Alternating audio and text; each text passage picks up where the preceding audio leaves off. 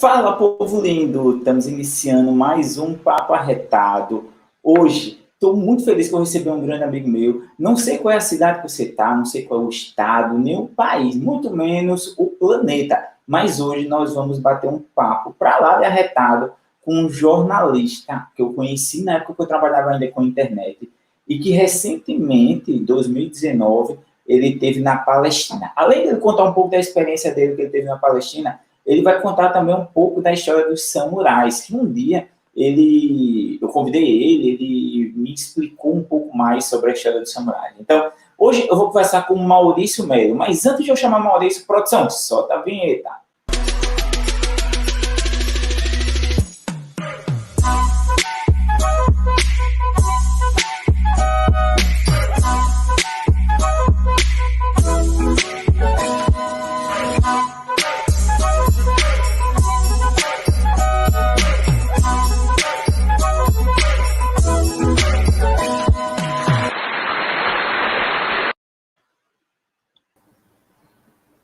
Fala, está iniciando aqui o Papo Arretado hoje com meu amigo Maurício Melo. Maurício, cara, muito obrigado por aceitar o convite. Bem-vindo ao Papo Arretado. Eu que agradeço, Beto. Achei massa demais o convite. Enfim, estou aqui para a gente bater esse papo arretado, né? Acho que todo mundo faz essa piadinha, não faz? Faz, cara. Então, eu já uso também como uma piadinha, um papo para lá de arretado. Porque, na verdade, o Papo Arretado já acontecia, né? Não nesse formato, mas o Papo Arretado era um projeto que eu tinha, onde a gente reunia empresários e empreendedores de João Pessoa. Na verdade, o Papo Arretado começou como um portal. Eu vou contar mais na frente como foi a história. Surgiu como um portal de empreendedorismo, depois surgiu para um evento, depois foi uma empresa. E eu sempre gostei desse nome, esse nome sempre esteve junto comigo. Aí, quando eu estava pensando, cara, eu quero criar um podcast. É uma moda hoje podcast, mas eu acho o formato do podcast que está sendo criado hoje em dia, que é um papo mesmo, sem ser aquele negócio de entrevista, que só pergunta e responde, e é um papo. Então, a gente terminou usando, que nome usar. Inclusive, eu estou com uma dúvida e depois eu já vou querer saber de você. Eu estava conversando ontem com o Juliano e dizendo, se tivesse alguém do Nordeste que fizesse um podcast só para conversar com personalidades do Nordeste, pessoas de destaque no Nordeste, poderia ser um negócio diferente. Aí eu pensei, cara, pode ser eu, porque eu sou nordestino, eu levanto a bandeira do Nordeste, o nome tem a ver com o Nordeste, e no Nordeste eu tenho vários contatos com pessoas relevantes. Eu já quero saber sua opinião. Eu acho que vale a pena demais. Inclusive, deixa eu fazer o registro aqui, que essa sua guinada, eu acompanhei um pedaço dela, né? Porque, enfim, trabalhamos juntos no Portal Correio, em 2000 e lá vai anos, aí, enfim. Mas, e de lá para cá, eu me lembro que naquela época você me contava que fazia uns cruzeiros para passear e fazia uns truques de mágica lá no meio do povo e tal, sem ter nada planejado. E aí, anos depois, você disse, olha, bicho, estou virando agora coach, estou estudando muito, estou viajando, quero escrever livro e tal. E eu achei sensacional, porque achei que foi uma coisa que estava dentro do seu caminho ali. E achei massa, sabe? Então, acho que você tem tudo para fazer esse caminho aí massa também. Eu, quando comecei, na verdade, antes de coach, foi palestras. Eu fiz muitas palestras motivacionais, focado em empreendedorismo, focado em estudantes. Eu palestrei muito para estudantes. Inclusive, esse ano eu completo 10 anos de carreira. Se a gente parar e analisar, é muito pouco tempo ainda. E, assim, cara, é engraçado, eu fico vendo Juliette agora no Big Brother, a sensação que ela é, mas o quanto ainda existe o preconceito contra o Nordeste, contra o nordestino, e o quanto foi difícil sair para ir fazer palestras fora. Por quê? Porque não é como é hoje, que todo canto tem alguém ensinando de forma online, digital. Então, eram muitas poucas pessoas palestrando e foi a coisa mais assertiva que eu fiz, porque eu amo o que eu faço, adoro transmitir, então isso é incrível. Maurício, você também é um cara que sabe muito sobre os samurais, antes de falar sobre a sua viagem sobre a Palestina. Inclusive, uma vez eu lhe chamei, pedi algumas dicas para você trazer um pouco dessas informações. Como foi que surgiu essa paixão pelos samurais? Vamos lá, Beto. Então, um passinho atrás, antes dos samurais, eu tenho uma admiração pela cultura oriental, só que, então, muito jovem ainda, comecei a gostar de artes marciais, mas de leitura, não muito de praticar. Até fiz judô na infância, tentei jiu-jitsu na adolescência, mas foi no início da idade adulta que comecei a treinar aikido. Mas essa busca por artes marciais já foi um encantamento que tinha por esse mundo oriental, né? E aí as minhas leituras, principalmente depois que iniciei o aikido, fiz aikido durante um bom tempo. Me considero ainda um aikidoka, apesar de já há alguns anos não treinar mais, nem dar treino. Eu cheguei à faixa preta de segundo dan, eu dava aulas em João Pessoa, eu era instrutor, na verdade, né? O meu sensei, Rogério Podjuenas, era o real sensei, né? Mas eu era um dos instrutores, faixa preta, na academia. E quando você chega na faixa preta, você percebe que boa parte do que você fez enquanto faixa colorida não passava de mero treino físico, né? E quando você chega à faixa preta, você começa a pensar estrategicamente, você começa a ver a arte marcial com outros olhos. E o Aikido me colocou para estudar isso, né? Inclusive porque para fazer o exame de faixa preta, a gente precisa montar um projeto, entregar uma pequena dissertação, né? E no segundo dan também. Então isso me fez estudar ainda mais, ou de maneira mais assertiva, né? O que eu já vinha estudando de maneira intuitiva ou enquanto lazer, né? Enfim, uma das coisas que me admira muito no mundo oriental, japonês e chinês, era essa cultura marcial, né? E os samurais têm uma imagem muito forte nisso, né? Então, os 7 caminhos do Bushido, ou as 7 características maiores do Bushido, que O que é o Bushido? Boa.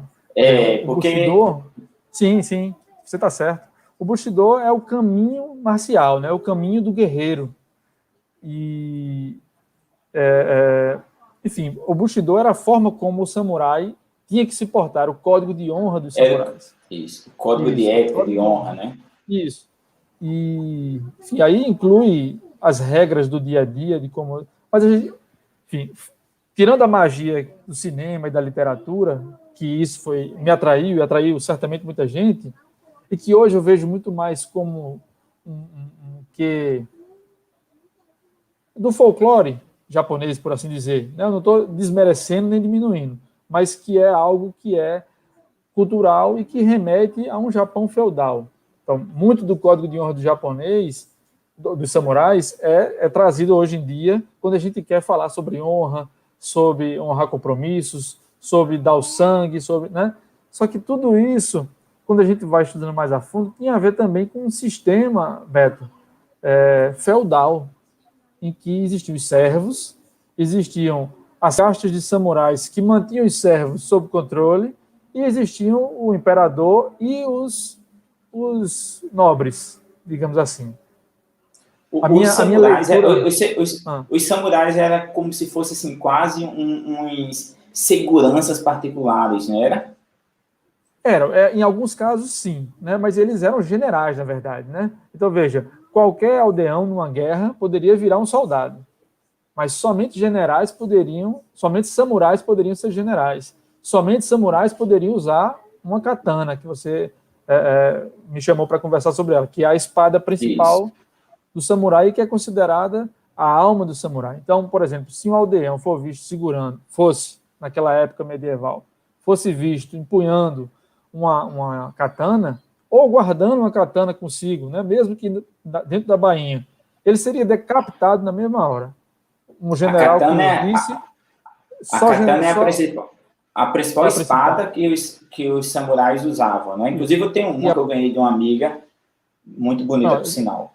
Se estivéssemos no Japão feudal e você fosse flagrado com essa, tinha perdido a cabeça. Por isso que eu nem trouxe ela, eu deixei ela ali guardada para não ser pego em flagrante aqui e cortado minha cabeça. Felizmente, mesmo no Japão, isso passou, viu? O feudalismo passou, é uma sociedade moderna que mantém, né, enfim, culturalmente isso vivo, mas que, enfim, essa parte, pelo menos, ficou para trás.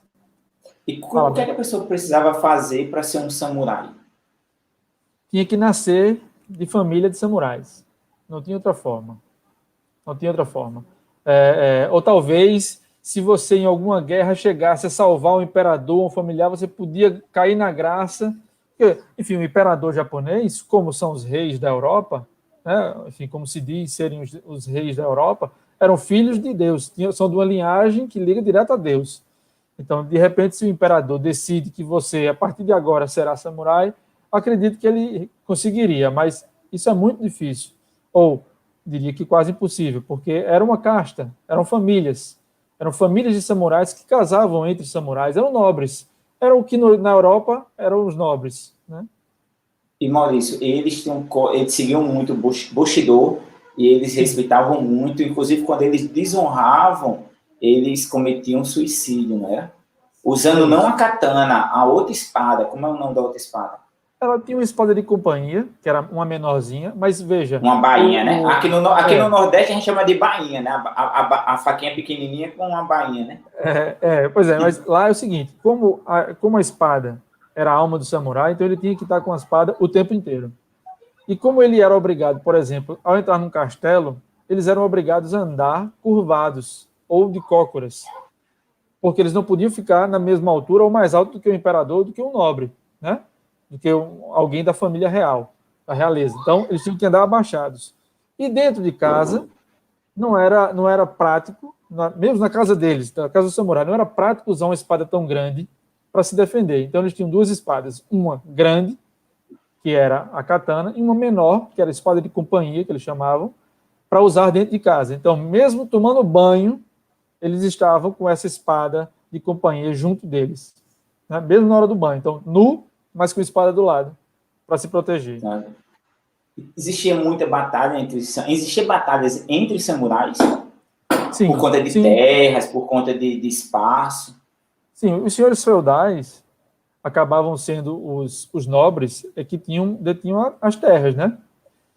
No Japão. Então, eles tinham pequenos reinos, digamos assim. Então, eles não eram reis, mas eram nobres, tinham servos que, enfim, trabalhavam para eles em troca de alimento que eles próprios cultivavam, não tinha salário, não tinha essas coisas, né? Em época de guerra, em algumas épocas determinadas, sim, tinham soldos, salários e tal, mas o normal era que fossem servos que viviam naquelas terras do senhor feudal, e os samurais eram generais e eram os exércitos, eram os oficiais daquele feudo. Então, se um feudo entrava em conflito com outro feudo, eram os generais que primeiro se apresentavam e eram os generais que se colocavam para treinar as pessoas, os aldeões, os servos, para tornar eles soldados para defender esse feudo. Então, isso lembrando que é um período feudal, né? Sim. E quando existia batalha e um deles ganhava, o que acontecia com o samurai? Normalmente, quando os samurais eram de famílias, por exemplo, digamos que eu fosse o samurai do seu feudo, né? Você é meu senhor feudal e eu estou aqui para defender você e toda a sua família, né? O meu pai serviu ao seu pai, o meu avô serviu ao seu avô, todos como samurais, todos os seus como senhores de feudo. E eu estou na terceira geração, e de repente um feudo ao lado resolve invadir as suas terras, consegue dizimar os nossos soldados, né? E eu sobro na batalha, ou seja, morreram os soldados, morreu o meu senhor feudal e eu sobrei vivo. Então, na cabeça do samurai, isso era uma desonra, né? Porque ali era uma batalha, era uma disputa entre iguais, e eu perdi, e mais, eu deixei as pessoas que estavam sob meu cuidado morrerem. Então, o samurai achava isso uma desonra, e a única forma dele limpar a honra da família dele, dos descendentes deles e dos seus, de quem veio antes, né? Era cometendo o harakiri. O harakiri. Veja, o harakiri tem uma história própria, inclusive, né? Eles costumavam cortar a barriga. Harakiri significa corte na barriga, né?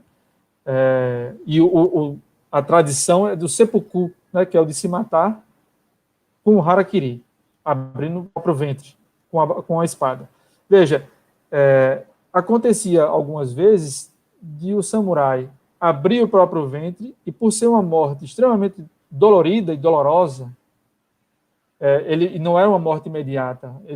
O ácido do estômago se espalha pela barriga e acaba causando dores terríveis. Muitas vezes, o samurai que ia cometer o harakiri pedia a um amigo de confiança que ficasse junto dele com sua katana, para que, uma vez feito o corte na barriga e a morte sendo inevitável, o amigo corta a cabeça dele, para evitar que ele, naqueles últimos minutos de vida, não se desonrasse ainda mais, sofrendo, chorando, pedindo pela vida, entende? Então, era uma vida muito dura, um código muito duro. Então, no momento de paz, os samurais viviam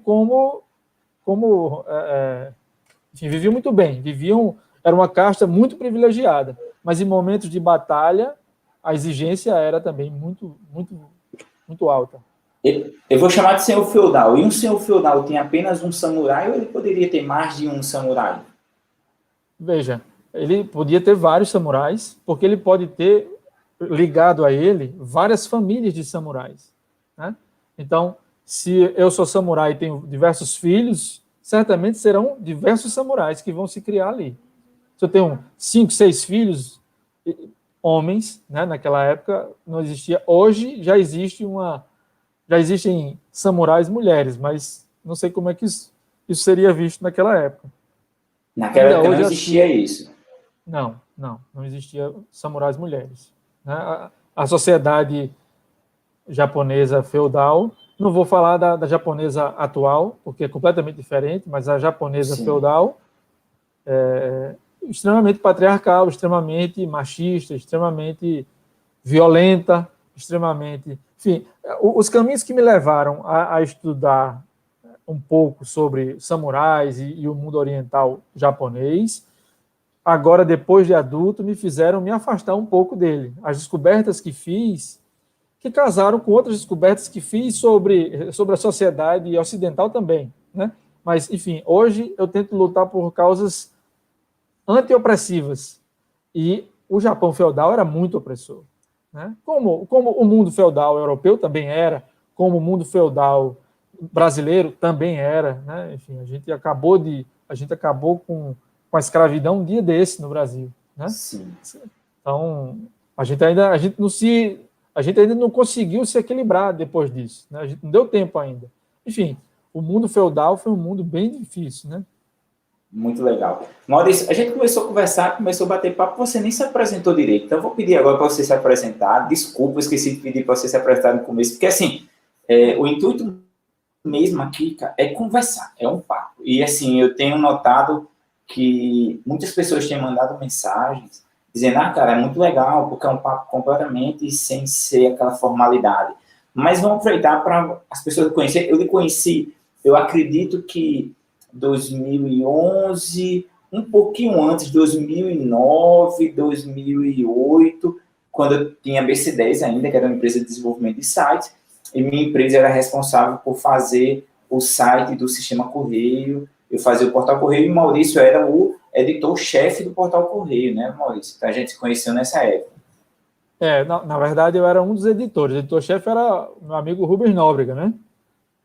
Rubão era o editor-chefe do portal. Isso. Eu pensei que Rubens tinha entrado depois.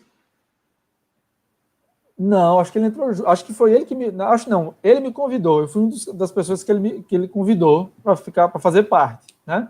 Sim. Teve um tempo depois que ele saiu, na verdade, né? Mas, enfim, eu fiquei lá com ele o tempo todo. Eu saí antes do Portal Correio, né?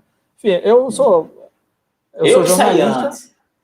Você saiu antes. Eu saí antes, mas eu ainda fiquei com o portal, acredito que uns 3 ou 4 anos, com a parte de tecnologia, desenvolvimento, e ganhamos o IBEST, né? Ficamos entre o top 3 do Brasil, eu fui para São Paulo receber o prêmio, mas depois eu já comecei a sair. Inclusive, quando eu saí, foi um dos maiores arrependimentos que tiveram. O Rubens sempre falava, cara, melhor suporte era o de Beto, que depois começou a ter vários atritos. E deixou de ser um atendimento personalizado, era uma empresa de Recife, mais difícil de lidar, enfim. O mundo dos portais E a gente, enfim, viveu isso desde o começo na Paraíba, né, Beto? Sim. Da criação dos primeiros portais. Eu estava Eu na não sei se você criação do sabe que Paraíba.com. Sim. no qual? Você estava no qual? Paraíba.com.br, antes de ir para a TV. Aliás, antes de ir para o portal Correio. Antes disso, eu tinha estado na TV Cabo Branco, saí para fazer esse portal paraíba.com.br, que hoje em dia é ligado a um outro grupo de comunicação, mas Sim. era em tese independente, né? Era um grupo... Era de Henrique Cirne, né? Isso, de Henrique Cirne. Meu amigo Henrique. Aí depois passou a ser, acho que da TV do Arapuã agora. Isso. Isso. E não sei se você sabe, eu lancei um dos primeiros portais da Paraíba. Não sei se você sabia disso. Não, que foi qual? Eu lancei em 1999, no dia... Na verdade, eu lancei no dia 1º de janeiro de 2000, o Guia Jampa, que era um portal que eu falava de turismo, falava de entretenimento, cobertura de festa, divulgação de agenda da cidade.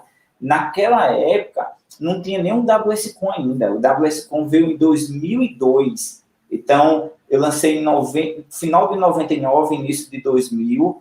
E, na época, eu acho que já tinha o paraíba.com.br lá em Campina, mas em João Pessoa não tinha nada. 2002 que veio surgir o WSCom, que foi um dos pioneiros, porque Walter Santos era jornalista, eu não era, eu sempre fui empreendedor. E eu conheci um site em São Paulo chamado Guia SP, e a minha ideia era fazer algo parecido, onde pegava turismo, pegava entretenimento, pegava cobertura de festas, tipo Bob Flash, fotos. E Sim. Eu sempre fui apaixonado por portal. Foi depois que eu comecei a criar portais de outras pessoas, de empresas, mas eu comecei com o meu portal. Muito tempo atrás. Então, você foi de Paraíba, depois você foi para o Portal Correio. Depois fui para a TV Cabo Branco, na verdade. O segundo lugar...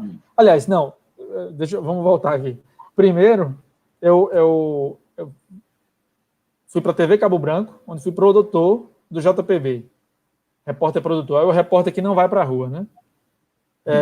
E aí, depois de um ano lá, Henrique Cirne me convidou. A gente já tinha conversado antes e tal, mas eu preferi ficar na TV. Chegou um momento em que eu achei que poderia ficar na TV e no Paraíba.com. E aí a TV me disse que não era viável, tal, porque eles achavam que o convite para o Paraíba.com era somente para eu roubar as pautas da TV e levar para o site.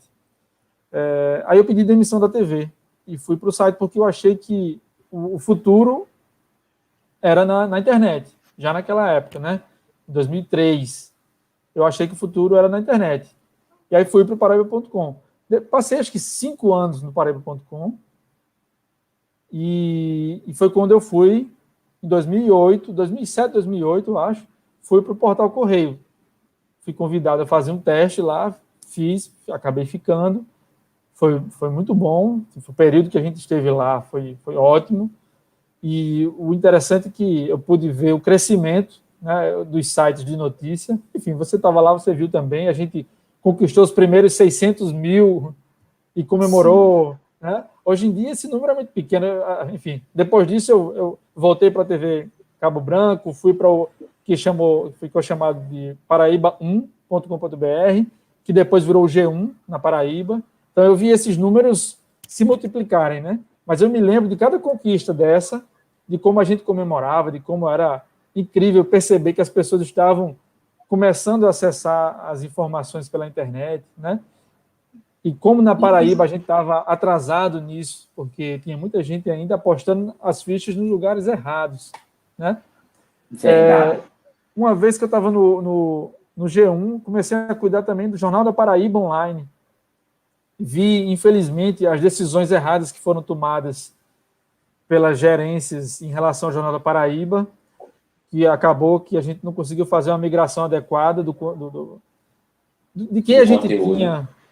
Não só do conteúdo, mas da nossa audiência. A audiência que a gente tinha no jornal, por exemplo, a gente não conseguiu trazer todo mundo. A gente deveria e poderia ter feito isso, mas ninguém apostou que o impresso ia ficar, enfim, que ia dar prejuízo e tal, e acabou tendo que fechar o impresso, ficando só o online.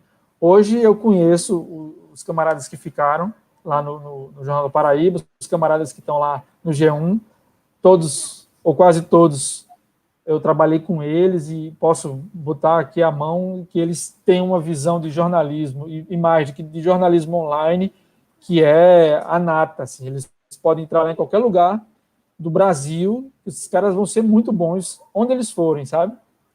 Então, tem Jonathan Oliveira no Jornal do Paraíba, aí tem Cristine Carneiro, tem Taiguara Rangel, tem, enfim, se eu for citar o nome aqui, eu vou me lascar porque eu vou ficar sem conseguir falar o nome de todo mundo, Felipe Carlos, enfim, aí vou ficar devendo a eles, né? Mas o fato é que tem muita gente boa, que agora já sabe o que está fazendo, e eu estou tentando, logo que eu saí do G1, Beto, eu vi que ia ser difícil começar tudo de novo, porque passando dos 40, já com filhos, com casa, com contas, fica difícil começar do salário inicial de novo e começar do zero, vai ficando cada vez mais difícil. Você também é pai, também tem casa, você Sim. vai saber disso. Não é fácil. Acabei que consegui fazer um mestrado, né, concluí o mestrado em 2019, e estou tentando me organizar num projeto de doutorado, porque o meu plano é que, assim que os concursos para professor voltarem a acontecer, eu quero tentar. Né? Dei aula como professor substituto na UFPB durante um pouquinho tempo, né, que foi o que substituindo o professor efetivo, e acho que é um bom caminho para seguir. Então, jornalista, professor e progressista não está com muita bola alta agora durante esses anos de governo de direita, não. Mas eu acho que em algum momento essa onda vai dar uma... Acho que o professor vai passar a ser mais valorizado. Verdade. Olha aqui, o Ricardo Araújo dizendo: papo retado sobre a cultura japonesa, muito bom. Um grande abraço, Ricardo. Deixa eu ver aqui, Ricardo mandou outra aqui. Agora sobre 2 samurais do Correio. Você sabe que Ricardo é diagramador lá do Correio da Paraíba, né? Foi, né? Foi. Grande diagramador, né? Grande Ricardo. Jocélio, grande Maurício Melo. Maurício, e você é muito politizado, né? Sou, Beto, sou. Eu tento ser, pelo menos. Na verdade, é difícil fechar essa questão, mas eu acredito que quanto mais fui me politizando, mais difícil foi sendo de me encaixar nos espaços de imprensa comercial. Sabe, Beto? Inclusive, você chegou a trabalhar na Globo, na Bom Dia Paraíba, se eu não me engano, como comentarista político. Isso. Era comentarista de dia a dia, né? De político, eles não toparam, não. Justamente porque eu já estava me politizando demais para o que o jornalismo comercial se propõe. Aí, eu preciso colocar aqui essa diferenciação que eu gosto de fazer do que é o jornalismo e do que é o jornalismo comercial, né? O jornalismo é essa função de informar, é essa função de levar até a comunidade, até o público geral, ao maior número de pessoas possível, as informações. O jornalismo comercial, ele também tem essa premissa, mas ele tem uma barreira que é exatamente ter que vender, ter que chegar ao maior número de pessoas por questões comerciais. E muitas vezes o que é dito desagrada uma parte do público, né? E aí do público pagante, digamos assim. E isso gera problemas comerciais para as empresas, né? Então, eu não estou dizendo que não deve existir, não estou dizendo que ela não gostaria de dizer nem que é boa ou ruim. Só estou tentando caracterizar, né? E que, dentro da função do jornalismo comercial, as regras impostas à forma de colocar as informações limitam demais a função social do jornalista. Então, e não é necessariamente por questão política de A ou B que proíbe falar disso ou daquilo, não necessariamente. A própria forma, o próprio formato, o lead, que são as 6 informações que tem que estar no primeiro parágrafo, isso é muito limitador. Isso é colocado para vender jornal, ou para vender notícia, né? Para que o leitor, que na verdade é um consumidor, é um pagante, que ele consiga ver rapidamente, passa para a próxima, que passa para a próxima, que passa para a próxima. No fim das contas, o leitor, o espectador, o consumidor de notícia acaba consumindo apenas o que está muito raso na informação, né? Muito raso. E o jornalismo precisa de mais profundidade. Precisa de mais profundidade. Então, eu acabei que, ao sair do G1, estava estudando, estava fazendo outras coisas, acabei indo na TV, para a TV Miramar, para trabalhar num portal que seria lançado, né? E foi quando eu percebi que talvez não fosse mais o meu caminho. Porque é uma coisa que você costuma falar, acho que inclusive para os seus alunos, que você tem que fazer a coisa com tesão, tem que fazer as coisas com Sim. paixão, né? E aí eu me vi tendo que escrever notas que eu achava superficial demais. Não necessariamente não concordava. Aquela nota estava certa, estava valendo, não tinha mentira, mas ela era rasa. Ela era rasa. E ao pensar nisso, e ao pensar essas questões, Beto, eu comecei a me politizar mais. Então eu comecei a me aprofundar mais em uma série de coisas. Foi quando eu cheguei, por exemplo, nas questões da Palestina, né? E via a responsabilidade que o comunicador deve ter com a informação, e vi, por exemplo, como a nossa visão enquanto brasileiros, né? Como ela é limitada em relação ao Oriente Médio, né? Então, a minha paixão pelo Oriente chegou lá no Oriente Médio, né? E veja, eu acabei indo para na Palestina, minha mulher me levou, porque ela estava com um grupo de ativistas veganas, feministas, só tinha eu e outro camarada no grupo de 11, sabe? No grupo de mulheres, eu e outro camarada de homens, né? Mas, enfim, ela quis que eu fosse, eu achei massa, mas, tipo, conhecer a Palestina, para mim, era uma coisa que estava colocado como um desejo, mas um desejo mais para frente, porque eu sabia que chegando lá e vendo o que tinha para ver lá, possivelmente isso ia me transformar de alguma forma, e eu não ia ser capaz de simplesmente, enfim, esquecer, deixar para lá e tal. Então, eu já fui, e quando eu fui lendo, fui vendo o que acontecia, e quando que cheguei lá, que vi, eu disse, não dá para simplesmente chegar aqui, ver essas coisas, ouvir essas histórias e voltar como se nada tivesse acontecido. Então, eu comecei a filmar, eu comecei a escrever, eu comecei a fotografar, comecei a registrar de todas as formas. Vou querer saber tudo isso, mas deixa eu mostrar, quero saber disso tudinho, mas vou mostrar já aqui a primeira foto. Olha você lá. Né? Isso aí é Jerusalém Antiga. Tem essa mais é algumas a segunda fotos mesquita aqui. mais importante do mundo. Esse é o grupo. Esse é o grupo. Isso. Esse que está com a boina é Bahar Hilo, que é um cientista político palestino, que foi que você que nos trouxe? recebeu. Isso. Ele nos recebeu lá e um ano depois a gente conseguiu trazer ele. Esse grupo se reuniu, a gente fez uma vaquinha virtual, a gente conseguiu trazer Bahar para dar palestras aqui no Brasil. Ele foi em vários estados falar sobre a situação da Palestina. Vou mostrar aqui algumas fotos antes da gente entrar nesse tema, tá? Beleza.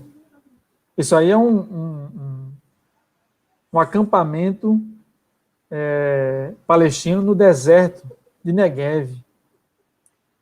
Isso aí são beduínos aqueles ali, viu? É um povo Essa beduíno. foto é muito bonita.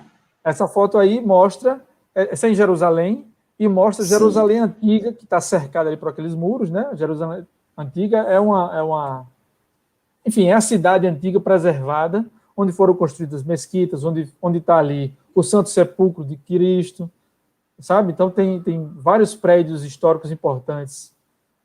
Isso aí foi Bahar aqui em Recife, né? Eu, Gisele, que está aqui. Aqui já foi quando ele palestrar aqui. Já aqui no Brasil, isso. Isso aí já era lá no Armazém do Campo do MST, aquela foto lá. Essa daí é em Jerusalém Antiga, né? Num restaurante que simula um acampamento beduíno e vende coisas tradicionais. Maurício, como foi que surgiu essa oportunidade de você ir lá na Palestina junto com esse grupo? Pois tem uma amiga que se chama Sandra Guimarães, que ela é ativista, ela é anarquista, ela é lésbica, ela é ativista vegana, enfim, ela reúne um monte de ativismo numa figura só, né? E ela, enquanto feminista, foi para a Palestina para trabalhar como voluntária. Acabou morando lá 5 anos, porque chegando lá, ela conheceu a realidade das mulheres palestinas e que, enfim, assim como no Brasil, o machismo e o patriarcado dão as regras por lá também, né? Então, na Palestina tem uma população judia, uma população cristã e uma população muçulmana.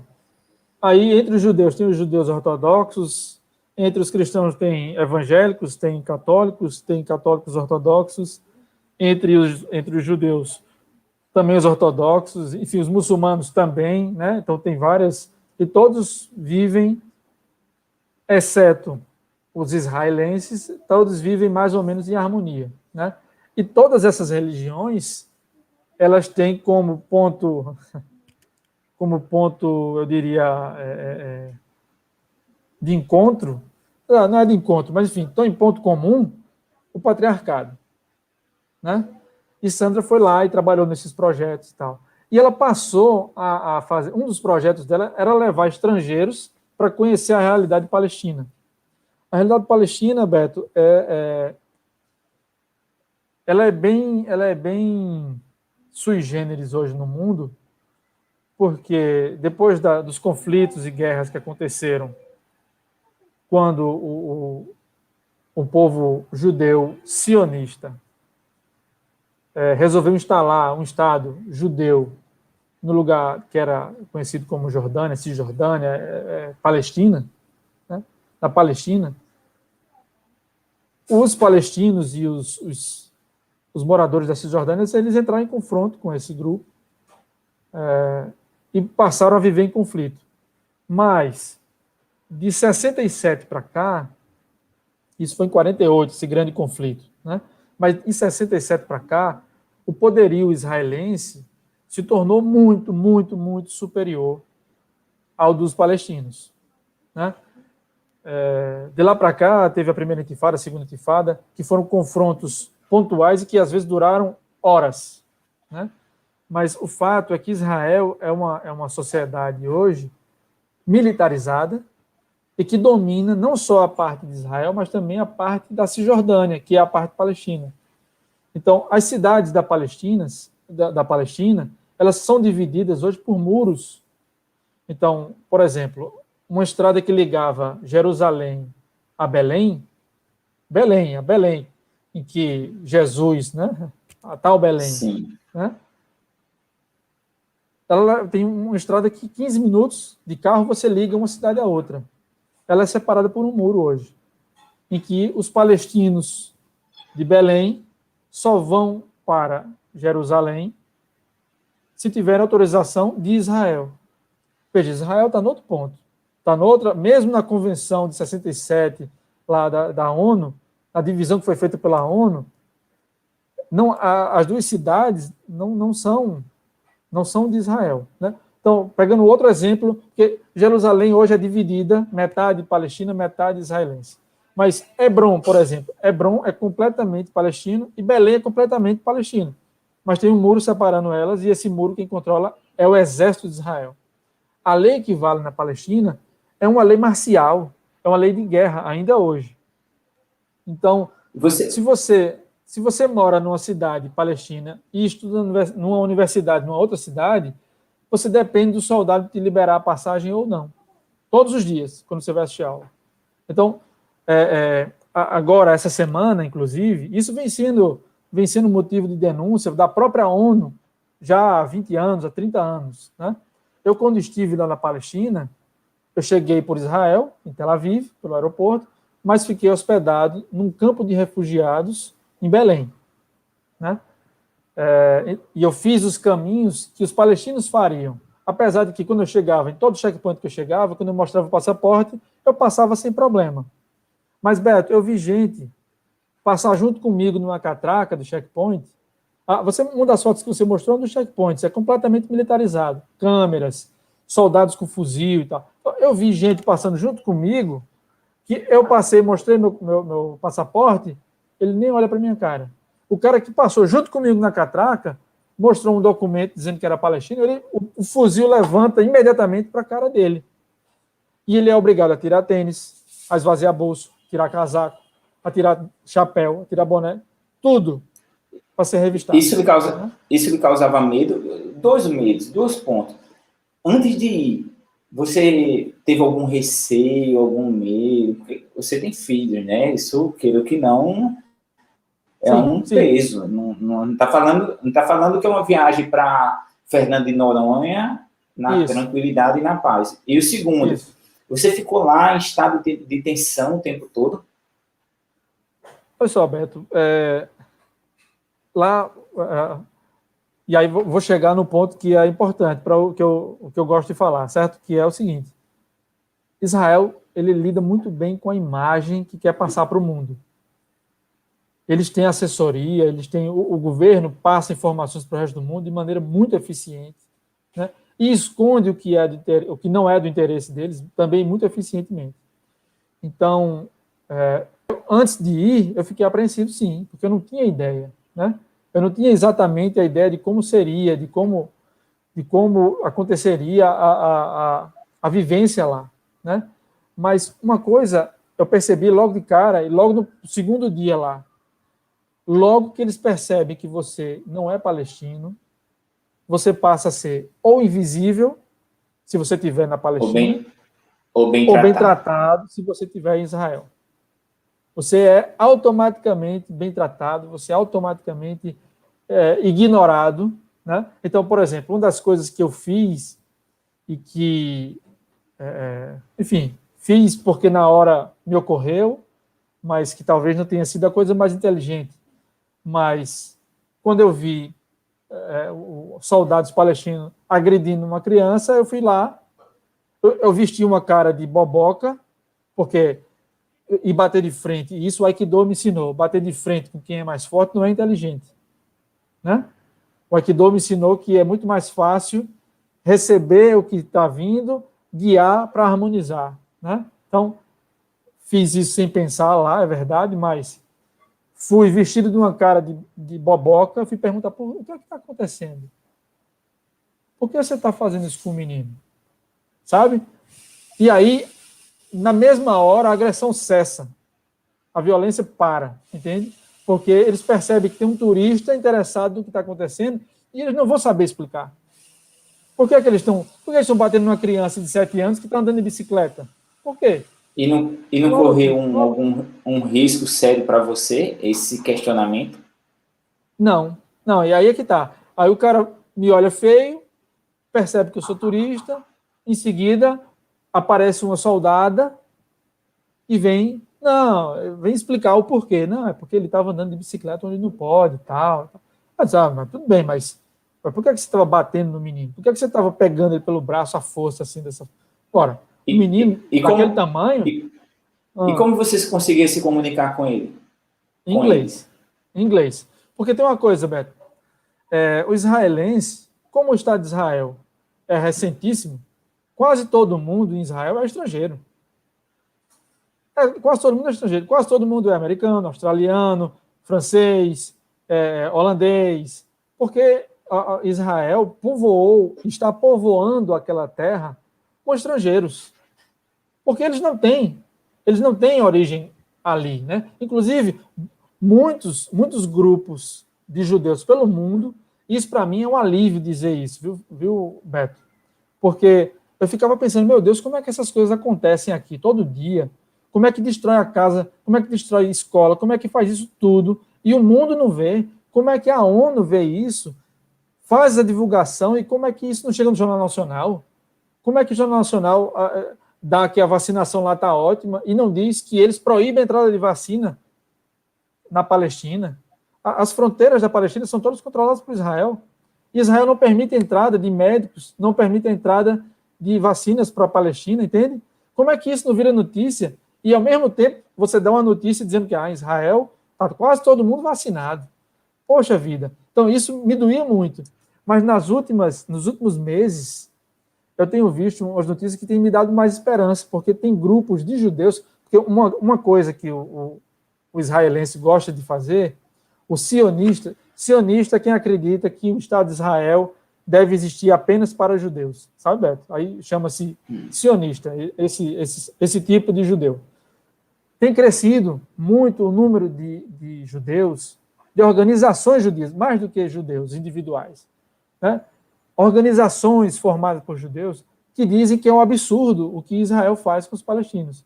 Porque quando eram só os palestinos dizendo, olha, estão roubando minha casa, olha, estão derrubando minha oliveira, meu pé de oliveira tem 2.000 anos aqui, as minhas plantações de oliveira é como minha família se mantém, meu tataravô já plantava oliveira, já vivia disso, aqui derrubar e tomar minha casa. Quando eram eles dizendo isso, Beto, todo mundo olhava e dizia assim, esse é um conflito deles, deixa eles se resolverem, sabe? Mas agora, além de organizações internacionais de direitos humanos estarem dizendo que existe um apartheid formal, colocado na lei, sabe, um apartheid que só foi visto antes, algo parecido na África do Sul. Então, esses grupos de direitos humanos estão dizendo isso agora, né? E grupos de judeus que estão se unindo pelo mundo para dizer a criação do Estado de Israel da forma que é errada. A gente não pode oprimir, a gente não pode matar, a gente não pode torturar as pessoas em nome de uma eventual escritura religiosa que disse que há 5.000 anos essa terra foi dada para o povo da Judéia e que não pode ser assim, não pode, independente das questões religiosas, os direitos humanos e a opressão não pode ocorrer dessa forma, né? Então, eu nem discuto, por exemplo, quando eu venho discutir, porque tem Maomé, não, porque tem o escrito sagrado do Torá, porque diz que a terra Deus deu para cá, Deus deu para lá. Cara, eu tenho para mim, e eu não sou estudioso de religiões, Beto, mas eu tenho para mim que nenhum Deus desses envolvidos, nem o do islamismo, nem o do judaísmo, nem o do cristianismo, nenhum deles seria a favor de torturar, matar e botar gente para morrer, sabe, no meio da rua. Acho que nenhum deles. Então, eu não vou discutir religião, mas a gente não vive hoje no teocentrismo, a gente vive hoje em sociedades civis, e ainda mais Israel se diz a grande democracia do Oriente Médio. Então, se é uma democracia, então vamos agir democraticamente. A gente não pode simplesmente dizer que Deus, há não sei quantos mil anos, disse isso ou aquilo, e vamos dizimar quem estiver no lugar. A gente não pode agir assim. Ou, eu não acho que deva agir assim, e eu vou fazer de tudo para ir contra esse tipo. Eu, na minha grande, aqui do alto da minha, sou ninguém, né? Sou ninguém. Mas um pouquinho que eu puder falar aqui nessa conversa contigo, que eu puder falar no meu Instagram, um pouquinho que eu puder, eu vou falar, porque acho errado, porque acho absurdo, né? Enfim. Mas se todo mundo fizesse isso, cara, a gente ia ter um movimento cada vez maior. E se você se calar, você está deixando de estimular outras pessoas a fazerem. Sandra Luna, Maurício é um grande exemplo de profissional ético e competente. Obrigado, Sandra. Rapaz, deixa eu ver aqui os recadinhos. Quer falar de Sandra? Não, pode ser de Sheila também. O que eu ia dizer é o seguinte, esse povo todo que aparece aqui, falando bem de mim, pode ter certeza que tem um olhar enviesado, viu? Não estão sendo, como é que diz no jornalismo, tem que ser isento, tem que ser... Esse povo todo aí é tudo amigo meu, então vocês têm que desconsiderar os elogios. Esse é o fã-clube. Acompanhei essa viagem à Palestina por tuas fotos e que vontade de estar nesse grupo, que bacana. Aqui, mais outra mensagem. Ricardo, a importância de uma viagem sob o olhar de um jornalista, principalmente para uma região de conflitos como Israel e Palestina. E tudo isso com interesse de quê, Maurício? Você tem essa visão? Qual o grande interesse de Israel sobre tudo isso? Bem, Israel quer tomar aquela terra toda para si, né? E aí tem outros interesses que inclusive explicam o poderio de Israel, né? Israel, que enfim, digamos que é um país artificial, criado artificialmente há 70 anos, né? E aquela região ali é de grande... Estão dizendo que você foi para lá e pegou o clima de terrorista. Quem dera. Quem dera, mas tá aí. Essa é outra coisa, Beto, que eu cheguei lá e, ao ouvir as histórias, Beto, eu ficava indignado. Eu ficava, às vezes, enfurecido, eu chorava. Quase todo dia a gente chorava lá, cara, ouvindo as histórias. Porque tinha histórias muito absurdas, Beto. E uma das coisas que eu aprendi com eles, ó, a mulher que teve as terras tomadas, que a mãe acabou morrendo de tristeza anos depois, porque teve a terra tomada, que mora no campo de refugiado há 40 anos, sabe? Que já nasceu no campo de refugiado, porque a mãe foi a mãe, o pai, que teve o cunhado assassinado dentro da casa, o lugar em que eu fiquei hospedado, Beto, o campo de refugiado, hoje é um bairro, né? Porque faz 70 anos que foi criado isso, que o espaço foi dado pela ONU. Então é um prédio. Essa casa em que eu fiquei hospedado, quando a gente soube a história, o lugar onde a gente estava conversando foi o lugar onde o irmão do dono da casa foi assassinado na frente das crianças. Sabe? E o dono da casa foi torturado naquela mesma casa. Foi preso, depois ficou com sequelas. Então a gente ficava indignado, e a gente ficava puto, e ficava querendo, mas como é que pode? Como é que vocês estão aqui contando isso nessa calma? Aí sabe o que ela dizia? Islã dizia, calma, isso aí, eles estão aqui só faz 70 anos, já isso passa e a gente volta para a nossa terra.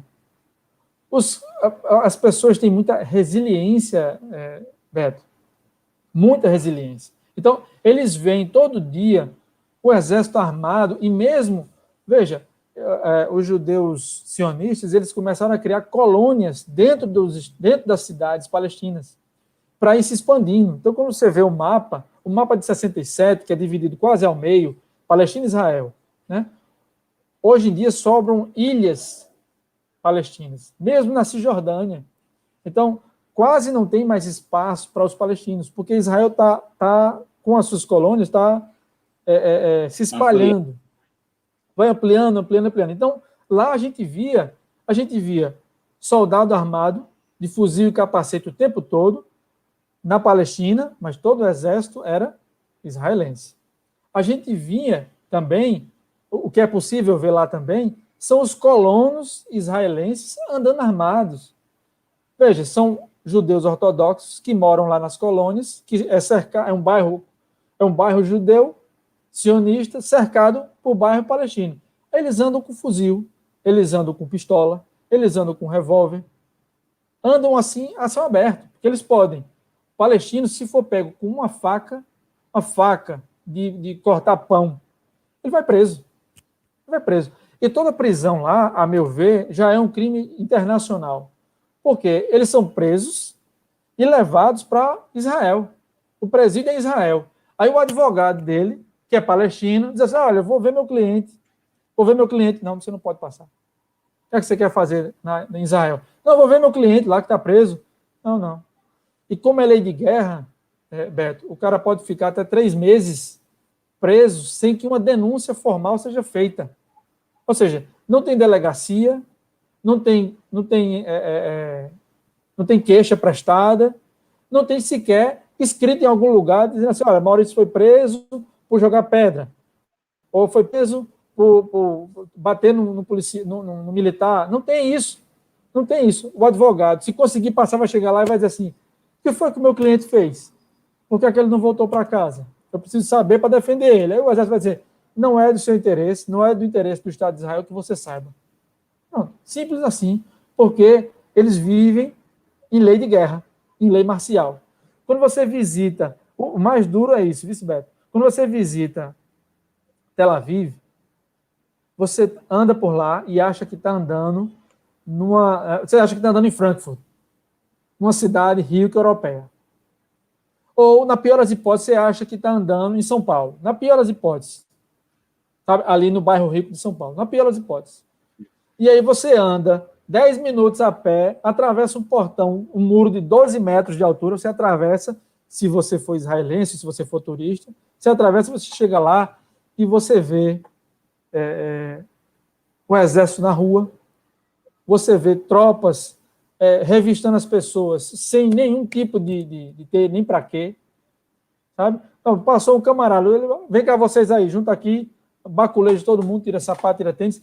E lá, como o apartheid é por ser palestino, se digamos que você é médico, um médico palestino, viu, Beto? Você é um médico palestino, ganha super bem, tem uma Mercedes, certo? Você mora lá em Belém, e você tem uma Mercedes, você tem um consultório, uma clínica e tal, você ganha muito bem, você é rico. Um casão grandão lá na Palestina, ótimo, lindo. Aí você quer ir de Belém para Hebrom para encontrar comigo, que moro lá, sou outro palestino. Aí você vai lá no seu carrão, ó, chega no checkpoint, o cara diz, pá, não pode não, abra a mala, desça, tira o sapato. Vamos, rapaz, tira o sapato. Não, eu sou doutor, tira o sapato. Então, lá, se o presidente da Palestina quiser passar de uma cidade palestina para outra, ele vai passar por um checkpoint. E se o soldado raso que estiver no portão disser que ele não vai poder passar, ele não vai passar. E não passa. E não passa. Absurdo, hein? Não passa. O cara vai dizer, eu sou o presidente da Palestina. Vai ser o presidente aí na sua cidade. Nessa outra, não. Que absurdo. Eu não imaginava que era assim. É um absurdo. É um absurdo. E essa experiência de ver isso, cara, uma coisa é eu estar escutando você falar, as pessoas que estão nos assistindo, tá ouvindo, outra coisa é ver lá em loco. Pois é, eu fiquei... Enfim, eu acho que enquanto comunicador, eu fiquei chocado com essas coisas acontecem, como os palestinos filmam, botam no YouTube, botam nas redes sociais, e isso não chega aqui. Isso não vai parar nos Estados Unidos, isso não vai parar. Enfim, os Estados Unidos é o grande financiador de Israel, junto com a Inglaterra e com outros países ricos, né? Porque eles têm interesse em manter um posto avançado militar pronto para combate ali naquela região, né? Imagina você ter ali na região do Oriente Médio um lugar como Israel, que todo mundo é soldado, que todo mundo tem fuzil na mão para qualquer coisa. Vamos dar um pulinho ali no Irã? Vamos dar um pulinho ali no Afeganistão? Porque aí, sabe, você vai de carro, você vai... Entende? Então, é um posto avançado militar. Só que são muitos crimes internacionais sendo cometidos, e eu acho que, finalmente, a Palestina está conseguindo romper a bolha e conseguindo mostrar para o mundo o que está acontecendo. E também tem uma coisa, o mundo deu uma guinada para o autoritarismo, para a ultradireita nos últimos tempos, no último ano, nos últimos 2 anos, sei lá, nos últimos 10 anos talvez, mas que agora está muito potencializado com Trump, com Bolsonaro, com outros governantes de grandes países. Isso vai ficando mais óbvio, né? Então, essa semana passada, por exemplo, tinha um grupo de ultradireita lá em Israel, de judeus ortodoxos de ultradireita em Israel, sionistas, que eles estavam filmando, Beto, vê só, eles estavam filmando, fazendo uma passeata em Jerusalém. Veja, Jerusalém está no fim do Ramadã, que é o mês sagrado para eles. Eles passam o dia inteiro jejuando, que eles vão para Meca, na Arábia Saudita, que eles vão para Jerusalém Antiga, né? Então, é um momento de festejo dos muçulmanos, né? E dos palestinos, acaba sendo também. Então, nesse momento, esse grupo de extrema-direita se reuniu nas ruas de Jerusalém e gritando a palavra de ordem deles, veja, não era que eles estavam dizendo escondido, né? Eles estavam gritando em alto e bom som, morte aos árabes, morte aos árabes, morte aos árabes. Rapaz, isso é um absurdo total, morte aos árabes. E se você acha que isso é demais, eles estavam filmando e botando nas redes sociais. Não eram os palestinos que estavam denunciando, não. Eram eles próprios que estavam filmando no TikTok, no Instagram, e botando e publicando nas redes sociais. Chegou ao ponto do próprio exército, da própria polícia de Israel, ter que ir lá intervir nessa manifestação.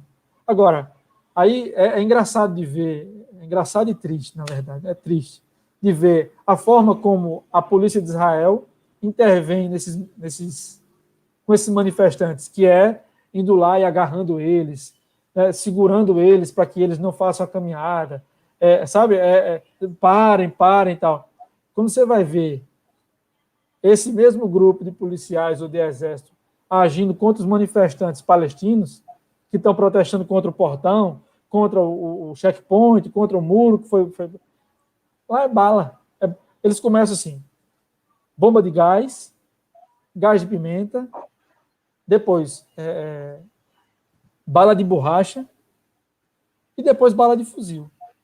Se as pessoas forem se mantendo, então, veja, não tem essa história de mas era um protesto pacífico. A regra é essa. Né? E se você jogar uma pedra no muro, aí ele parte direto para a bala. Né? Porque aí você está atacando uma estrutura militar de Israel. E aí é bala. Entende? É muito desproporcional. Completamente desproporcional. Maurício, essa imagem aqui é de um Esse é um beduíno. Acampamento, né? Isso. O povo beduíno é o que mora no deserto, né? É uma das populações palestinas, inclusive, que mais sofre. Porque, vê só, nos desertos da Palestina, ou os desertos da Palestina, sempre foi o território desse povo beduíno. Eles são nômades, eles vivem em barracas, ora nesse pedaço do deserto, ora naquele pedaço do deserto. Então, eles usavam o deserto todo como sendo uma área em que eles viviam, porque eles vivem com rebanho, né? Eles não fazem plantação. Então, ora tem pasto aqui, eles estão aqui, ora tem pasto lá, eles vão para lá. Né?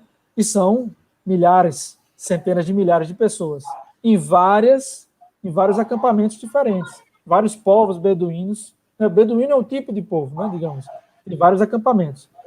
E quando Israel tomou as terras da Palestina, ele definiu que o deserto é considerado área de defesa, é uma área militar, em que ninguém pode viver. Então, os beduínos estão em permanente descumprimento da lei de Israel. Veja, Israel, que é outro lugar, Sim. definiu que na Palestina, os desertos da Palestina, ninguém pode morar, por questões de segurança militar. Então, de tempos em tempos, quando um beduíno resolve fazer uma estrutura, enfim, Israel vai lá e destrói. Então, Israel mantém drones sobrevoando a Palestina o tempo todo. Inclusive, um palestino ter drone é proibido. Um palestino tirar água do poço na Palestina é proibido. Um palestino parar a água da chuva e guardar para usar como água potável é proibido. Vê, quer ver como é uma loucura maior ainda do que essa? Tem bairros palestinos e bairros israelenses que são vizinhos, certo? São as colônias israelenses vizinhas a bairros palestinos. Os palestinos têm água na torneira uma vez a cada 3, 4 dias. Então, eles enchem tudo que for de tonel, de caixa d'água. Né? O bairro vizinho de israelenses tem água potável na torneira todos os dias. Todo dia. Todos os dias. Então, você, quando vai chegando num lugar, que você olha para cima da casa, se tiver caixa d'água, é palestino que mora. Se não tiver caixa d'água, é um israelense que mora. Vê que loucura. Vê, isso está descrito dentro da tipificação de que é um apartheid, isso está colocado. Como é que Sim. você, por conta da sua origem de nascença, você recebe água ou não na torneira? E os dois pagam impostos, viu? E pagam o mesmo imposto, inclusive. É uma loucura total, é uma loucura completa. Maurício, e qual foi algo muito curioso que você viu lá, que você vivenciou lá, que para você foi uma mega surpresa ou um mega medo? Não, você passou quantos dias lá? Passei 10 dias. 10 dias. Então, eu fui de norte ao sul da Palestina, conheci as principais cidades, conheci pessoas em cada um desses lugares, né? Então, foi bem rico, foi bem importante. Você já fez o documentário? Eu fiz 2 mini-docs, que estão, se você quiser, enfim, para quem estiver assistindo, youtube.com/Maurício Melo, né? Você vai chegar lá, tem três mini docs. Um que fala sobre a cidade de Hebrom, um que é um passeio pela cidade de Jerusalém Antiga, e tem um que é uma história de um dos bairros lá de Nablus, que é também um dos bairros importantes, uma das cidades importantes da Palestina. Beto, eu fui com a minha cabeça cheia de preconceitos. Então, eu cheguei lá e imaginei, por exemplo, que o povo muçulmano, que as mulheres muçulmanas eram obrigadas a usar lenço na cabeça, né? Eu cheguei lá achando que eles eram atrasados, achei que eles eram tecnologicamente atrasados, digamos assim, né? Achei que era uma sociedade muito mais primitiva, e tudo isso faz parte de uma imagem que é vendida para a gente, Beto, que é a história da falta de contextualização. Quando a gente vê notícias sobre a Palestina, a gente acaba vendo fatalmente notícias sobre Gaza. Gaza é um campo de concentração a céu aberto, com mais de 1 milhão de pessoas. Então lá, os prédios são destruídos, os carros são enferrujados, as pessoas dormem na rua, porque tem bombardeio lá de tempos em tempos, sabe? Então, quando eu cheguei na Palestina, quando eu cheguei em Hebrom, quando eu cheguei em Nablus, quando eu cheguei em Jerusalém, o que eu vi foi tudo que eu tenho no Brasil, tudo que tem nos Estados Unidos, todas as tecnologias. Para não dizer que é exatamente igual, lá na Palestina, eles só, na época que eu estive, eles só eram autorizados a ter chip 3G. Só em Israel é que podia ter chip 4G. Mas, tirando isso, computador, laptop, internet, TV, tudo é igual. É uma sociedade moderna como a nossa. E a história do lenço, por exemplo, que as mulheres que usam, conheci várias mulheres que não usam lenço. E as que eu conheci que usavam lenço, elas usavam porque queriam, porque faz parte da religião delas, porque é um desejo. Elas usam o lenço na cabeça, como os cristãos usam o crucifixo no pescoço. Entende? Sim. Faz parte da cultura, faz parte de como elas são. Né? E a forma que a gente recebe isso é que, coitadas, né, são obrigadas a... Então, eu conheci mulheres feministas na Palestina que usam o lenço na cabeça. Conheci mulheres feministas que não usam o lenço na cabeça. E elas são amigas. E elas são amigas e andam juntas. Entende? Aí, claro, como no Brasil, dependendo do lugar, da cidade ou do bairro que a gente for, vai ter gente mais religiosa, vai ter gente menos religiosa. Então, eu fui em cidade, né? Fui em Ramallah, que é uma cidade que eles chamam, que é como se fosse a Paris da Palestina, e que é tudo muito moderno, que tem shopping, é exatamente como uma grande cidade brasileira, como uma grande cidade, enfim, estadunidense, como uma grande cidade europeia, entende? É exatamente igual. E agora, a imagem que a gente tem é que cria esse tipo de... É um atraso, né? Que é algo muito atrasado, que não tem estrutura nenhuma. Mas é proposital, Beto. Você no seu Instagram, mostrou umas imagens passando no meu Instagram, em que tem uma placa vermelha, que é numa passagem no checkpoint. A gente estava passando de carro e tem uma placa vermelha. Então, Israel instalou placas de mais de 2 metros na passagem de uma cidade para outra, dizendo assim, é proibida a passagem do israelense para cá. Esse é um dos checkpoints mais problemáticos de Hebrom. Mas tem uma outra imagem que, enfim, aqui também deve ter uma plaquinha dizendo isso, que é proibido. As crianças de lá são como as crianças de cá, né? Enfim, é costume, né? Mas veja, a imagem que Israel passa para quem está em Israel, mesmo fazendo turismo, é de que na Palestina há muita violência, que você vai ser maltratado, que são bárbaros, que são árabes perigosos, né? Então, é tudo construído para que as pessoas não vão até lá. Porque depois que você chega na Palestina e vê que lá tem cinema, tem teatro, tem apresentação cultural, que lá as pessoas vão para o bar beber, que lá as pessoas saem para os parques, que lá as pessoas frequentam universidades, que vão às escolas, que lá é tudo como em qualquer outro lugar do mundo, muito próximo do que a gente vive no Brasil, do que a gente vive. Aí, se as pessoas forem lá e virem isso, vão ver que o que Israel faz é completamente inapropriado. Porque cada checkpoint implantado, eles dizem para os israelenses que, olha, a gente precisa botar isso aqui para evitar que um palestino venha para cá e exploda uma bomba, que um árabe venha aqui e dê uma facada em alguém, que um árabe venha aqui e mate alguém. Isso não acontece. Na verdade, eles estão fechando cada vez mais, né? Estão fechando cada vez mais. E é Maurício, uma pena. A alimentação lá, como foi? Foi sensacional, cara. A alimentação lá foi sensacional. Inclusive porque as casas palestinas têm o costume de que, se você for na casa da pessoa e não se alimentar lá, então, ou o anfitrião não presta, ou você não é bem-vindo, sabe? Então, onde a gente chegava, tinha um banquete. Um banquete. Né? E veja, eu estava num grupo de veganas. Então, e onde a gente chegava, tinha comida vegana feita para o nosso grupo. Sabe? Então, era uma comida tradicional que eles têm lá. Enfim, comida vegana é comida sem carne nem leite, eles têm inúmeros, né? Sim. Então, eles apresentavam para a gente pratos tradicionais e ainda assim adequados àquele grupo. Então, muito atenciosos conosco, muito, muito calorosos, né? Aí tem umas diferenças culturais.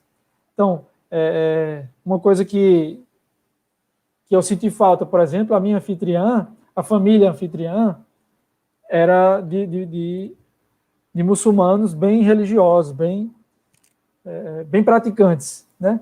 Então, não era de bom tom, por exemplo, eu, homem, abraçar a minha anfitriã, a esposa, né, de Ahmed. Então, Ahmed eu abracei e ele dava beijo e tudo mais. Mas a anfitriã, Islã, que cuidou da gente com todo cuidado, com todo carinho, eu não pude dar um abraço nela.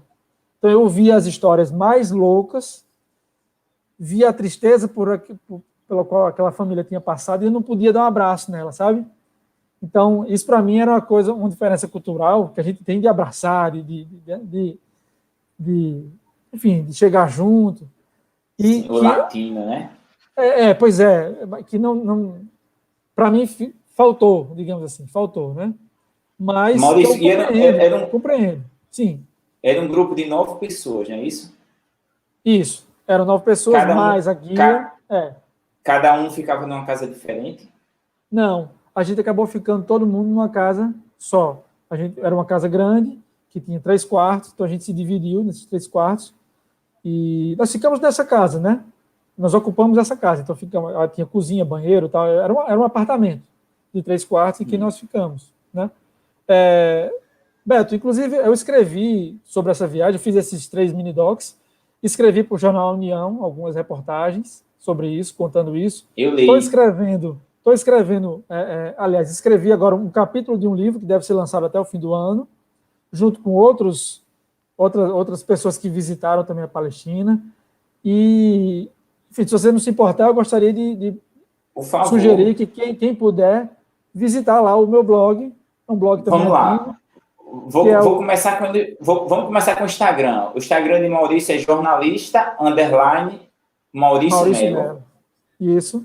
Então, vamos lá, preste atenção, galera. Jornalista _ Maurício Melo. O blog jornalismoalternativo.com.br. jornalismoalternativo.com.br. Isso. YouTube.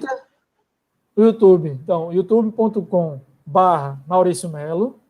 Tá fácil, né? Melo. Cara, é tão fácil você... Twitter. Twitter Maurício Melo também no final. twitter.com/Maurício Melo. E se você for no Google, você botar lá, jornalista Maurício Melo, ou se você botar abaixo assim, Maurício Melo, Palestina, você vai ler uma matéria completa que tem Jornal da União, aqui da Paraíba, e tem algumas fotos, algumas matérias, está bem legal, muito bacana. Muito bom o material, Maurício, parabéns. Deve ter sido muito incrível essa viagem. E qual foi o momento mais emocionante?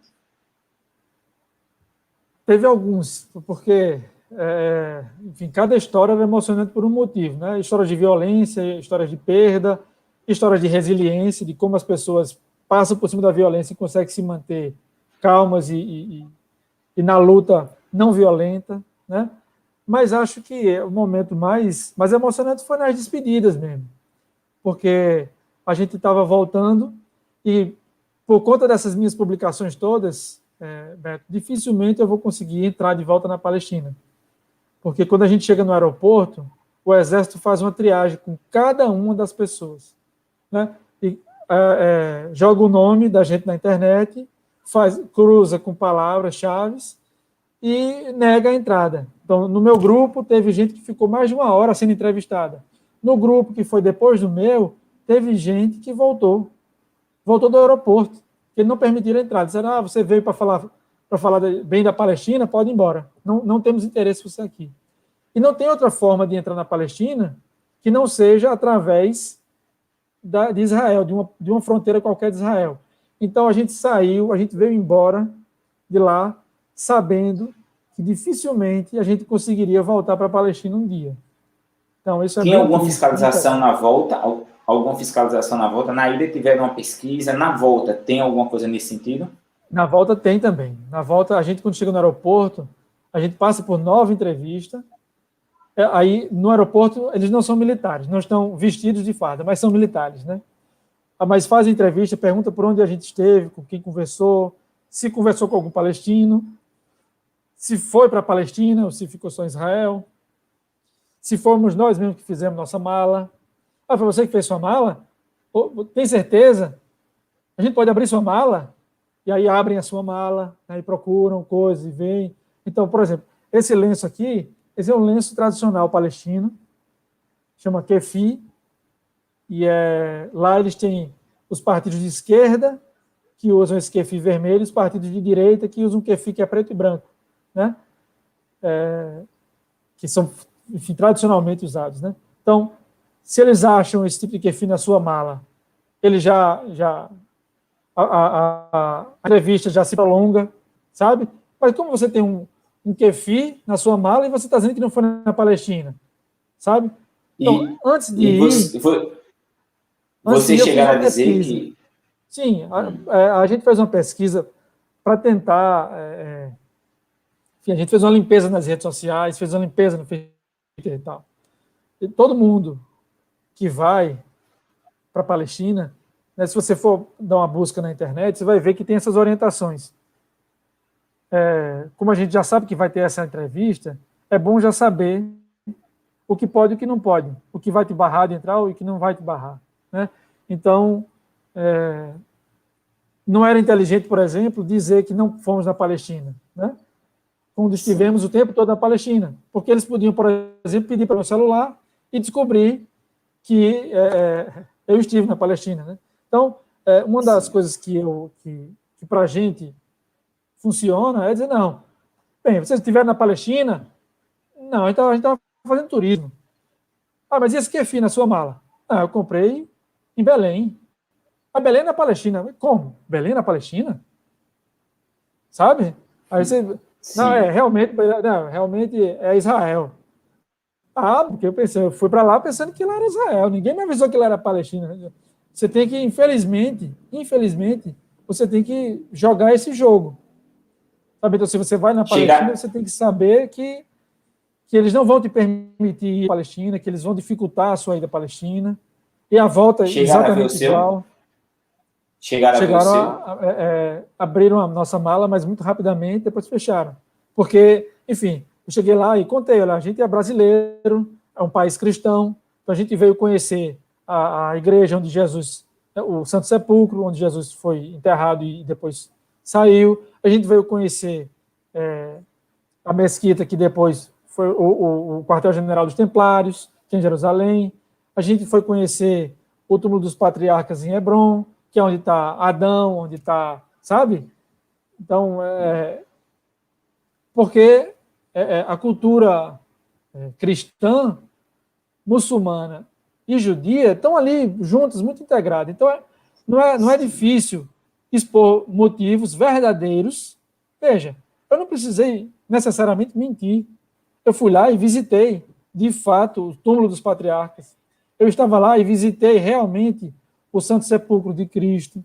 Eu estava lá e vi tudo isso. Eu fui lá no Monte das Tentações, sabe? Então, tudo isso é na Palestina. Eles mesmo vendem como fazendo sendo Israel. Sim, e conhecendo os palestinos e puxando conversa e tal, né? Então, agora, se eu chegasse e dissesse, não, eu fui para conhecer os ativistas palestinos, ele vai dizer, então eu preciso de saber o nome e o telefone de quem você falou. Entende? Porque eles querem usar o nome e o telefone de com quem eu falei para ir na casa do camarada e prender, para, eventualmente, torturar, sabe-se lá, se para matar. E isso acontece, não é conto de fada, não estou exagerando, sabe, Beto? Não estou exagerando. Eu visitei uma senhora lá em Nablus, se eu não me engano, e que ela disse, olha, meu neto de 12 anos, acabou de ser solto. Ele estava preso.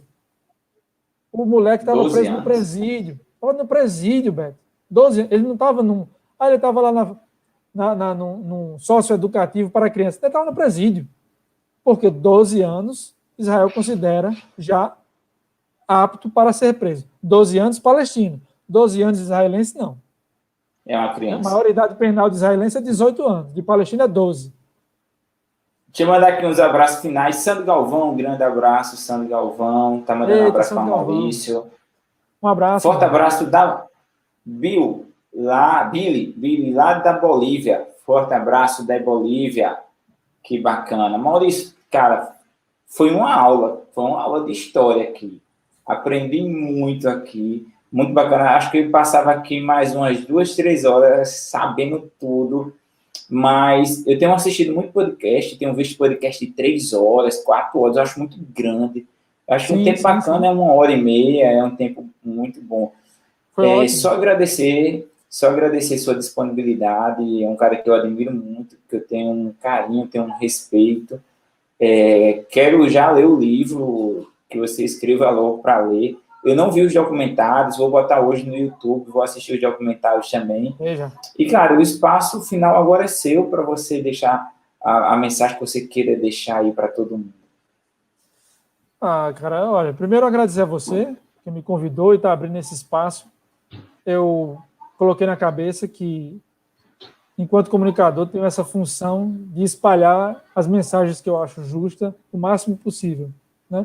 Você está me oferecendo esse espaço aqui, eu agradeço demais. Acho que com isso, eu e você fazemos parte dessa transformação que está acontecendo no mundo. Uma transformação para os palestinos, mas também para o resto do mundo, né? De mais humanidade, de direitos humanos para todos, de menos opressão.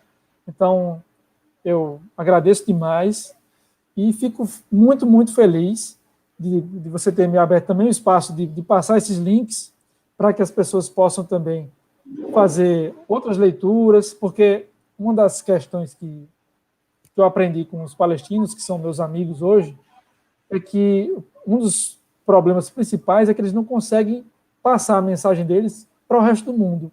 Eles encontram uma barreira imposta por Israel, e por Estados Unidos, por Londres, enfim, por Inglaterra, quer dizer, enfim, que dificulta isso. E é uma luta não armada que é tão importante quanto qualquer luta que fosse armada por essa independência, sabe? E no momento atual é mais importante, inclusive, acho, do que uma luta armada. É uma luta de conscientização, uma luta de informação, de aprofundamento, de quebrar preconceitos, sabe? De conseguir vencer barreiras, porque eu posso estar aqui falando apaixonadamente, Beto, mas eu não quero que isso seja verdade absoluta. Eu prefiro que qualquer um que esteja nos ouvindo veja isso como um convite a procurar informações a respeito, mais informações. Porque tem um lado que já está posto, né? Um lado opressor, e isso vale não só para as informações de Israel, mas vale também para as informações dos Estados Unidos, para as informações do governo brasileiro. Tem informações oficiais que já estão postas. O que eu convido a quem puder fazer é procurar essa novo viés, esse novo olhar, né? Novo lado, para tentar achar mais informações e poder chegar numa média que seja interessante. Deixa eu fazer a última pergunta, que eu acho que essa pergunta é muito boa. Beleza. O que mudou na sua vida pós-viagem? O que mudou, não na sua vida, o que mudou na vida do cidadão, do homem de bem, do homem correto, Maurício, pós-viagem, pós 10 dias de uma imersão. Podemos chamar de uma imersão, né? Sim, sim, sim. Vamos lá. Uma coisa me transformou. Eu acho que estou nessa constante transformação de politização, como você colocou mais cedo, né? E essa viagem faz parte dessa politização, né?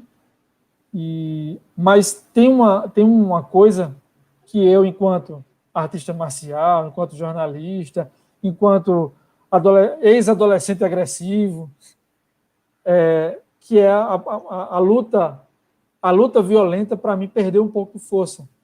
Quando eu percebi que aquelas pessoas que têm tantos motivos para... Veja, eles têm motivo para andar armado e atirar, para andar com faca e esfaquear, para andar com bomba e usar bomba. Eles têm motivo. Eles teriam motivo. Mas eles escolhem um outro caminho, que é o de lutar por direitos humanos, de lutar por igualdade. Veja, o meu amigo Barrahilo, com quem eu falo de tempos em tempos, hoje a gente fica se falando pelo WhatsApp, ele é um dos caras que mais me diz, Maurício, a gente não tem que ficar postando conflito, a gente tem que postar as belas oliveiras que tem na Palestina, a gente tem que postar os shows de cultura que tem na Palestina, para que o mundo saiba que na Palestina não é formada por terroristas, pelo contrário, é um povo bonito, antigo, um povo tradicional, um povo cheio de qualidades e que merece ser visitada, que merece ser protegida. Então, eu cheguei lá com muita índole de poxa vida, como é que esses caras fazem isso? Precisamos reagir, precisamos de jogar pedra no muro mesmo, precisamos ir... E, na verdade, os principais ativistas que eu conheci lá disseram o contrário, disseram, não, Maurício, não, calma. Eles me disseram, Maurício, você não é jornalista? Use o que você sabe fazer para espalhar essa mensagem, que já vai ser muito melhor do que jogar pedra aqui no muro. E é o que eu venho tentando fazer lá para cá. E isso vale, Beto, para nossas comunidades quilombolas aqui no Brasil. Isso vale para as nossas comunidades indígenas que estão sendo atacadas. Sim. Isso vale para nossas comunidades ribeirinhas, que mesmo na Paraíba também são atacadas e são lançadas para comunidades e bairros afastados do centro. Esse pensamento contra-opressivo, anti-apartheid, anti-racista, a gente precisa aplicar isso no dia a dia, e não precisa ser necessariamente com violência. Então, enquanto comunicador, e você é um comunicador também, assim como eu, enfim, talvez a gente atue em veículos diferentes, mas somos comunicadores, né? Então, a gente tem uma função, e essa função eu acho que é de espalhar as mensagens, tentando ser justo com elas, né? Então, eu estou aqui e faço questão de frisar. O problema não é de judeus contra muçulmanos na Palestina. Não é. Tem judeus que são a favor e tem judeus que são contra o Estado de Israel. Então, sabe, a questão não é ter raiva de judeu. Não é para ser contra o judeu. Mas também não é para ser contra os muçulmanos, porque não é uma questão religiosa, é questão de território. E é uma questão de humanidade. Então, como é que você tira a casa de alguém que está 3 gerações na mesma casa e acha que isso é natural, que é justo, que é bom? Não é. É só se colocar no lugar, né? É bem fácil. Pois é. É fácil se colocar no lugar, mas como seria difícil viver essa situação da forma que eles vivem hoje. Isso. Então, aí por último, cara, eu quero te pedir desculpa por trazer um tema tão pesado para uma conversa descontraída. Não, cara, eu queria falar sobre isso. Para mim foi um aprendizado, não só um aprendizado. Eu não sei as pessoas que estão assistindo, que vão assistir, mas para mim me aguçou mais ainda a vontade de pesquisar mais, de me aprofundar mais no assunto, de querer saber mais, porque eu também, com essa pandemia, eu acho que tive uma grande transformação mais humana, porque assim, eu sempre trabalhei com negócio, eu sempre tive negócio, eu sempre empreendi, então eu sempre tive um lado muito capitalista também comigo. E nessa pandemia, mesmo eu sendo capitalista, mas eu sempre me preocupei com relações, com pessoas. E nessa pandemia, eu vi muito que o capitalismo é importante, né? Todo mundo sabe disso, mas não exagerado, que tem outras coisas que são muito mais interessantes, que a gente pode ter uma vida sem precisar ter tanto, com várias pessoas tendo tão pouco. Então, assim, eu acho que o que você trouxe para aqui hoje, para mim, é um grande aprendizado em relação à história, em relação à vivência, e que me aguçou querer ir atrás de mais informações, compreender mais. Então, foi uma mega lição para mim. Massa, cara. Olha, eu até poderia discordar de você, e aí você me chama para outra conversa depois para a gente falar sobre capitalismo, Vamos. socialismo, comunismo, mas é outra conversa. Mas o fato é que é isso mesmo, a gente precisa ter um pouco de empatia, né? Mesmo Sim. eu pensando em você em relação ao capitalismo, de repente, mas eu vejo que nós temos esse ponto comum de ser mais empáticos em relação a essas diferenças. São graves diferenças muito grandes, são gigantes, e isso faz com que a opressão seja cada vez maior, né? E eu fui estudar um pouco sobre a Palestina. Hoje eu pedi para a Juliana, inclusive ela está assistindo a gente, está dando um oi aqui para a gente. Para mim foi uma aula impactante e forte. E, cara, foi uma aula, foi muito bacana. Maurício, meu irmão, muito obrigado. Dizer que foi incrível conversar com você, escutar toda essa história, essa jornada. Imagine como deve ter sido incrível essa sua viagem. E não sei se você quer deixar mais algum recado final para a galera que está nos assistindo. Não, eu quero agradecer a você, cara, e dizer que estou à disposição para a gente conversar sempre que você quiser, seja em conversas ao vivo ou não, viu? Estou à disposição. Vamos sim. Obrigado e agradeço. Me lembro que quando eu estava estudando sobre a katana, que é a espada de samurai, chamei Maurício, ele muito atenciosamente. Fomos lá no Mag Shop, onde ele me deu uma aula sobre a katana. Então é isso, povo lindo. O Papo Arretado de hoje foi para lá de arretado. Foi um papo arretado internacional. E a gente vai ficando por aqui. Convido você, clica no joinha, se inscreve no canal para ficar recebendo notificações. E lembrando que a gente tem Papo Arretado ao vivo toda segunda, terça e quinta, 3 dias na semana, de 5 horas da tarde. E a gente vai ficando por aqui. Um beijo no coração. Que Papai do Céu nos abençoe hoje e sempre. Valeu!